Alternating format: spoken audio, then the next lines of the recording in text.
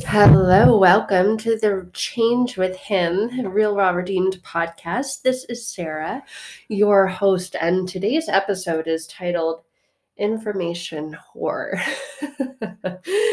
And the title of this podcast is Everything was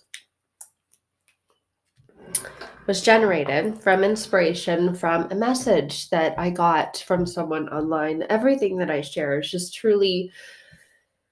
it's truly just a part of life and inspiration, experience of life. And that's what life is. It's an experience, it's an inspiration. And a lot of us get inspiration from sources, and those sources lead us down what feels like the wrong path, and then we don't know that it's the wrong path because for a time or for a moment it might feel right, it might feel good, it might give us that high that we were looking for, that change that we were looking for of our state. So many of us are looking to change our state instead of sitting with our state. And so we become these information whores, we become information seekers. And truly, the greatest source of information is the information that you have within you, is the inspiration and information that you get from your creator, the one who was so inspired through so much love, more than we could ever ask for, hope for, pray for, wish for, dream for, or imagine being real, true, in existence. His inspiration and his love for us is what created us.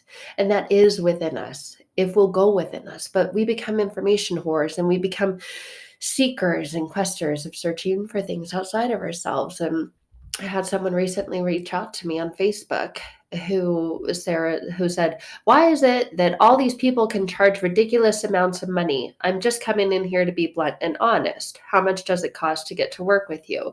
So first of all, just criticizing that something that I know is a self-criticism, because I used to have that. I used to get so angry and so infuriated and so frustrated that I deeply, deeply, deeply desired change in my life, change in my beliefs, change in my feelings, change in my state, that I projected that pain onto other people and said negative things about them or about their offers or their services, and then asked, "Well, what is it, by the way?" Okay, now that I've just projected all this onto you, what is it? You know, I'm doing this, and I know I can't have this, but thanks for what you do. Oh, okay. You're welcome. And I shared a little bit of information. I said the information and the questions you're asking can be found here. Here's the link to it. Here's the source to it. And by the way, I mean, things start off as little as $111. You probably spend more than that, on monthly subscriptions to things you don't even use. But here you go. And with love, right? The last response I received after two messages back and forth was, "Thanks. I appreciate the information." And my response was the prompt for this episode. Information in and of itself is utterly meaningless. It's what you do with it, and it's what you believe about yourself because of it that truly makes all the difference. And so many of us are information whores. And in our whoring, we're projecting our pain of a seemingly lack of information, lack of wisdom, lack of knowledge, lack of, right? We get in this state of lack and this I need frequency and energy. And the need frequency and energy is one of lack because it indicates I am without. And when I'm with that I'm claiming to need, I will be whole. I will be complete. I will not be in this state anymore. My state will have changed. Therefore, my feelings will have changed. My emotions will have changed. And the truth is, no matter what you have, your feelings and your emotions always change. But we're on this quest through life for the information that we need to keep us in a state of what we desire to feel. We desire to feel happy. We desire to feel loved. We desire to feel connected, whole, appreciated, seen, heard, complete. And we're on this quest for that. Oh, thanks for the information. That we live in an information age. We live in an information world. We literally, in the palm of our hand, if our phone is in our hand, are holding more power than what it took to launch the first rocket to the moon. And so many of us are blind for that, to that. Oh, I don't have enough information. I don't have enough power. And we constantly give away our power. We don't realize the power that we're holding. We don't realize the connection that we already have. And when we plug into the power, the connection, the truth, the energy, the light that is God, we have everything that we need. We don't need any more information because we're not without anything that we need. My daughter and I were having a conversation this weekend, and I asked her, what are the three most powerful words in all the world? We were with my parents, we were enjoying dinner, and they're like, what? The three most powerful words? What do you mean? I'm like, answer that's a question. What do you think the answer is? What are the three most powerful words in the world? My daughter was guessing. My stepdad was guessing. And I'm like, nope, those are four. That's four letters or four words. Those 5 words, 3 words. If you want information that will transform your life, 3 words. It's small, it's simple, it's easy. And if you listen to the other podcast, 3 Little Words is my journal that I wrote, that I felt inspired to write by God. I didn't want to, but I did because it's being in obedience, being willing to put yourself into a vulnerable state, an uncomfortable state that will change you, that will transform you, because it builds and strengthens your trust with Him, your relationship with Him. And the answer to that question was, He is risen. Capital H. That's all the information you need. He is risen. Because of who He is, because of what He did on the cross for us, because of who He manifested Himself in physical form of being, came and walked to the earth in teaching the greatest information, the information that when you connect with will come in you and light up the gifts that He's already placed inside of you, your divine given gifts that will transform you. Those 3 words, He is risen. Thanks for the information. You're welcome. Are you going to crumple that up like a piece of paper and toss it in the trash? Or are you going to take it and place those words in the center of your heart? Really allow those words to soak into your soul. The truth, the knowledge, the transformation, the wisdom. We're made strong. He's made us strong through our weaknesses. When we are weak, He is strong. And we need to know that. There's so much information out there, but all of it is, most of it is noise, is clutter, is busyness, is chaos, is something that we inundate ourselves with. And then we lose sight and we lose connection and we lose track of the most meaningful, crucial, powerful, transformational information. It can be found in the simplest, smallest things. And that's why we often so easily dismiss it. What are you talking about? Can't be that easy. Huh? I don't get it. What do you mean He is risen? But that's really all the information that we need. We're often looking for more when what best serves us is less.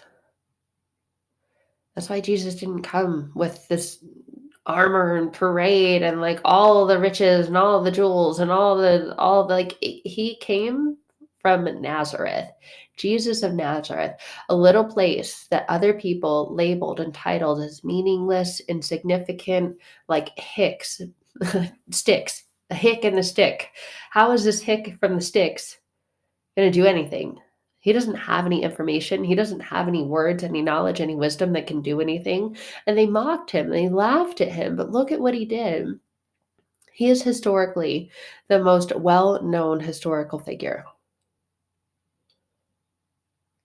There are almost 8 billion on people on this planet. 2.4 billion of them are Christians.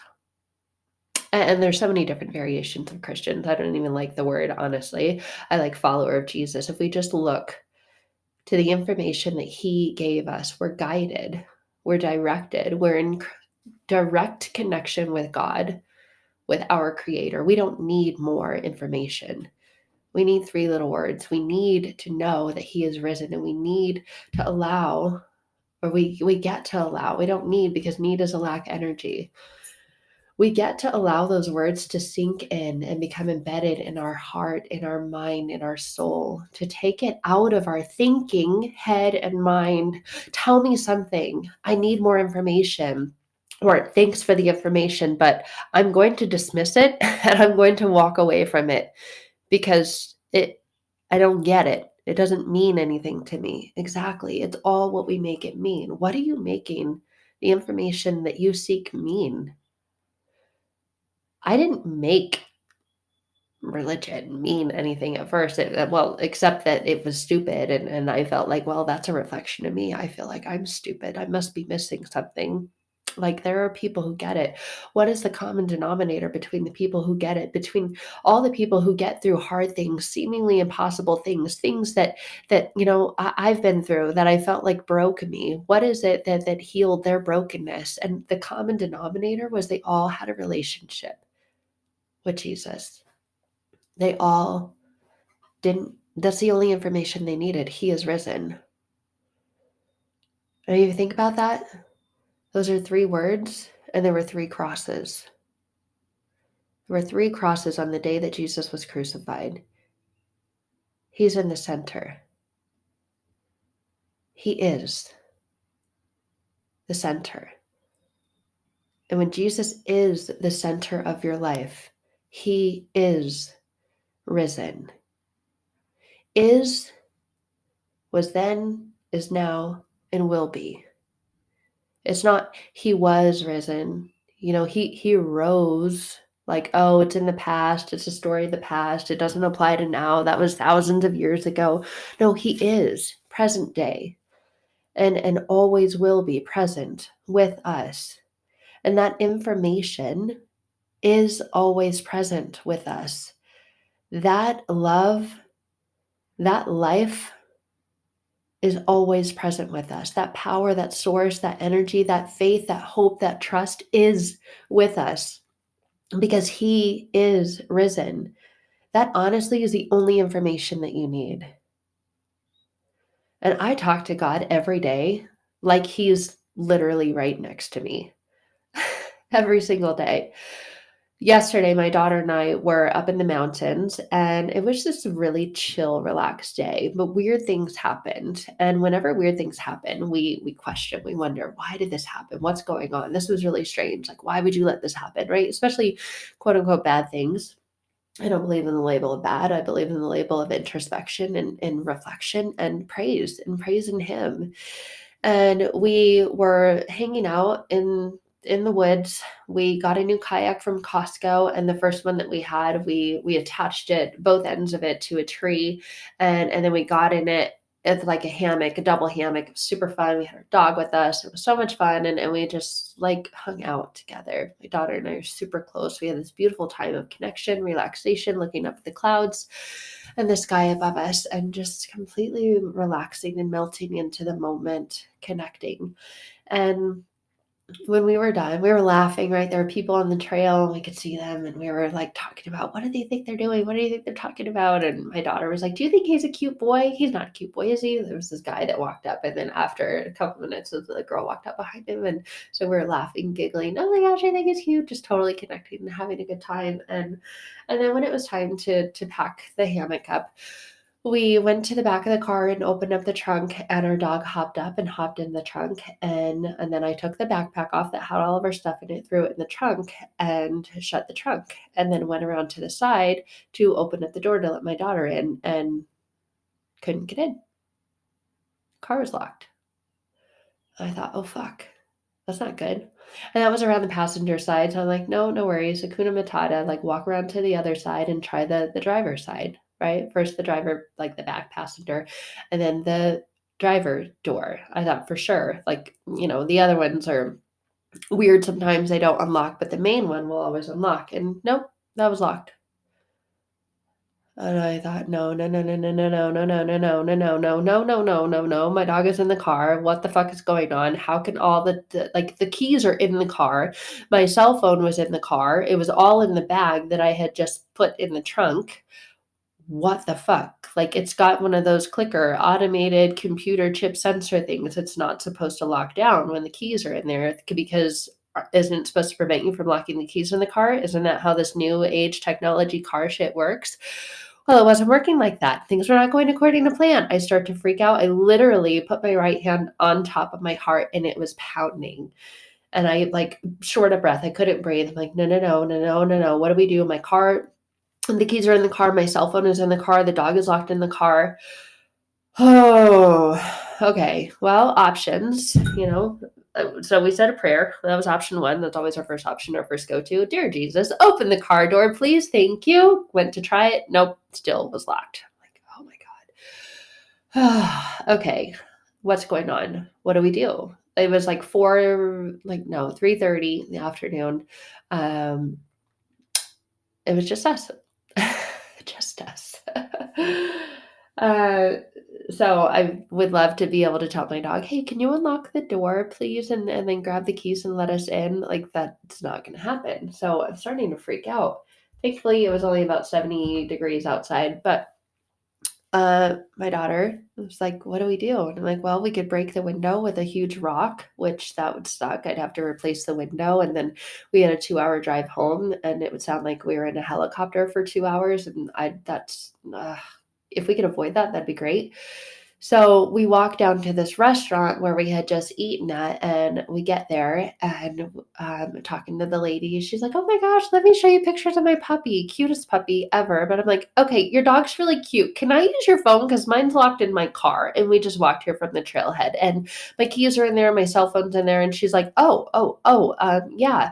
So I call my mom, who's like 2 hours away, and they had just left also that same area. And I was going to ask her if she could drive all the way back up because she's got the spare keys. And I hated to do that. I didn't want to do that. But while I'm on the phone trying to call her, she doesn't answer because it was a strange number. And I don't know about you, but I don't answer strange numbers either. And so she doesn't answer. And while I'm on the phone, one of the other people that works there says, "Why don't you just call the fire department?" And I thought, what? What do you mean? Like, that's embarrassing. There's not a fire. And they're like, "No, but they can help you. That's what they do." And I thought, what do you mean? And they said, "Yeah, they could totally help you." So we look up the non-emergency number for the fire department, rings and rings and rings and rings and rings. We get a voicemail, call a second time, rings and rings and rings and rings and rings. We get a voicemail. I mean, it's a Sunday afternoon in a really small town up north. Like, they're not a pop-in fire department, right? We're not in the heart of the city. We're out in the middle of nowhere. So and they call the next town's fire department. We get someone, thankfully, and we tell them what happened. And the guy's like, "Tell him the dog's in the car." I'm like, "Well, yeah, because he is." And then they came, they drove by us, they stuck their finger out the window. And my daughter and I had a conversation about, what does it mean when someone sticks their finger out at you? Like, just the, pointer finger. I'm like, "It means hold on a minute, like 1 minute, please. The number 1 minute will be right there. We have to go do this first." So they drove by us. And a few minutes later, they come back and they're like, "Okay." And I'm like, "No, it's down the road." Like, we had to walk here to the restaurant from there, from the trailhead. And so we get there, and thank God, like, they're able to get the car unlocked and we get our dog out. And, I was so embarrassed. So embarrassed. I was like, "God, this is embarrassing. Who does this?" And the fireman told me, he's like, "Well, this is nothing. I've done this twice in one day." Before he became a firefighter, he worked for a company down in the city, and he said, I did this. I lived 50 miles away from where I worked, and I locked my keys in the car. I had to call a coworker and come unlock the car, and then I locked the key fob in the car. Like, I did it twice. He had to come back twice to help me. So this is nothing. Don't worry. We get these calls all the time, and I was just so embarrassed.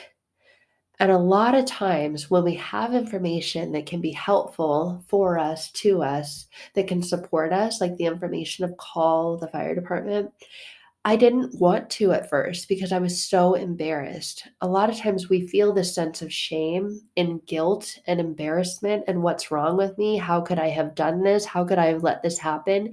Even though we find ourselves in situations in life where we didn't get there intentionally. It just kind of happened. We didn't mean for it to happen, but it did. And there we are in the middle of this problem, stuck, seeking information. And sometimes information that people share with us can be really helpful, can be the source of getting us out of this place that we're stuck in. But a lot of us just dismiss it. And, I want to do it my way. Honestly, I wanted to break the window and do it my way because it would have felt like less embarrassing. Like I wouldn't have had to tell anyone, but it would have, it would have cost more money. I would have had to pay to have the window fixed. But I just felt so embarrassed. And a lot of times it takes our humility and our vulnerability to open up and to share and express and say what it is that we did and the problem that we're stuck in. But we need information to trust. And I had to trust, like, God, why is this happening? Like, why would this happen? And I had this connection to this realization. I'll never know why that happened, but I trust in God with my whole heart. And I just had this feeling that I had to keep you from leaving when you were planning on leaving. You were planning on leaving and wrapping up at 3:30, going to clean up and then head back home to be home at, a normal decent time to get ready for school the next day because this was a Sunday, my daughter's school Monday. Something in my gut, in my sacral area, I have a sacral authority. Something in that told me this had to happen to prevent you from going your way and doing things your way. Because otherwise you would have, and you were going to, and you were on the path to. I had to throw this experience in your day, A, to trust, and then have the conversation with my daughter. We prayed, Jesus, unlock the doors, and he didn't. And we talked about this earlier in the week. He answers all prayers. Sometimes he answers yes, sometimes he answers no, and other times he answers wait. Well, he answered the prayer. We got the car unlocked and the dog was safe and he was fine and he's fine and happy and everything's good now, but he made us wait. And he did unlock the door, but he had other people come into our lives to help and to support and bring their tools in to guide us and to achieve that. And sometimes the information we're asking for is kind of like that. Other people are involved.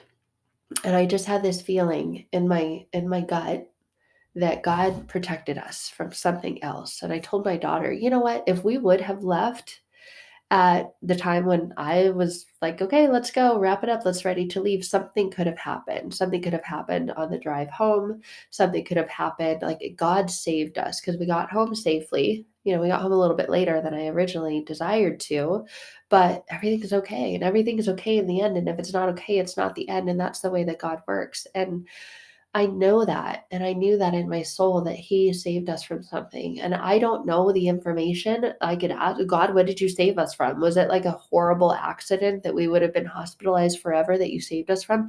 I don't know, but I know that he's with me. He's always with me. I know he answers every prayer, and sometimes in this case, the answer to the prayer was wait. Yes, you will get the car unlocked, don't worry, Kuna Matata, but you need to wait, and you need to get other people involved to do this. And a lot of times we try to do things independently, we try to do things in our own way, and we become information whores. Just tell me what to do and I'll do it. I'm just going to go do it my way. And we lose sight and lose track of really trusting and doing it God's way because we become information whores. But the only information we need is that he is risen and he's working all things for our good. And he proved that. He proves that in his resurrection. There was a death and there was a burial, but the most significant part of all that is, he is risen, is that there was a resurrection, is that you have new life in him. And it's this living, breathing, present presence in him, with him. He is. He is the one. He is the one that we should turn to and turn to first and look to for guidance. Whatever information we're really looking for, he's already provided for us.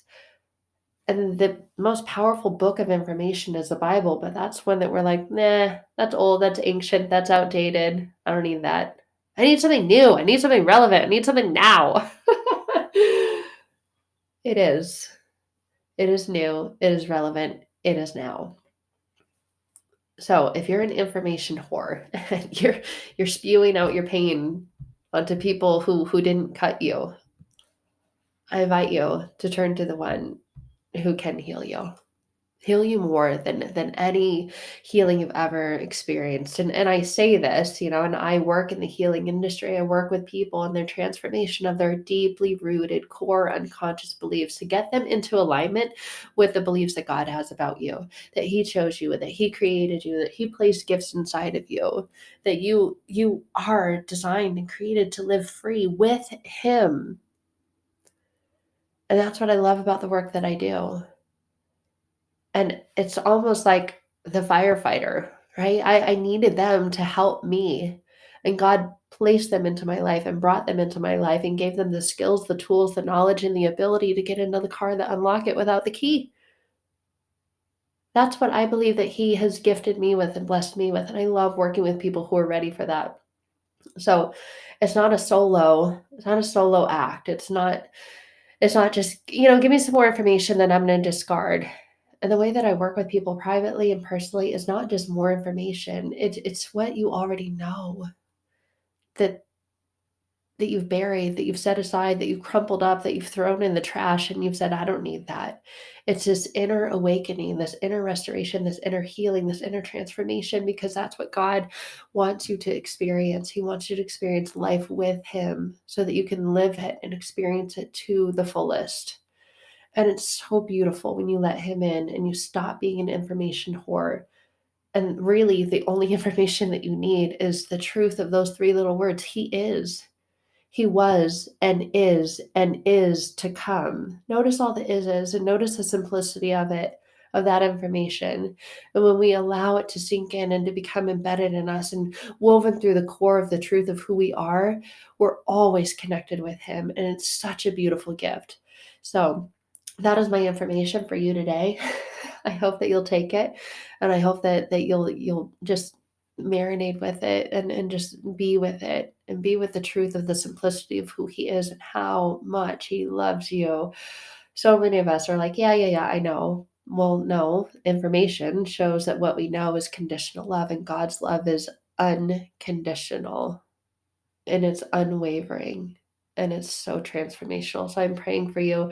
I'm with you. And if you're ready to work one to one together, I'd love to invite you to connect, to apply, to see if we're in alignment to do so. You can always find out more information at sarahpicaro.com. Until then, let the only information that you need be those three words: He loves you. He is risen. He's with you. He's for you. He's not against you. He's not a human. All those are human hurts that we've experienced. Those are natural hurts that we've all experienced living this human life, but He is supernatural and He loves you more than you'll ever know, and His love restores. I love you guys. I'm praying for you. If you haven't invited Him into your life yet, I invite you to do so right now by simply closing your eyes if it's safe for you to do so and just letting these words in. Jesus Christ, come into my life. I hear you knocking. The door is open. Come on in. I love you, friend. We'll see you soon. Bye for now.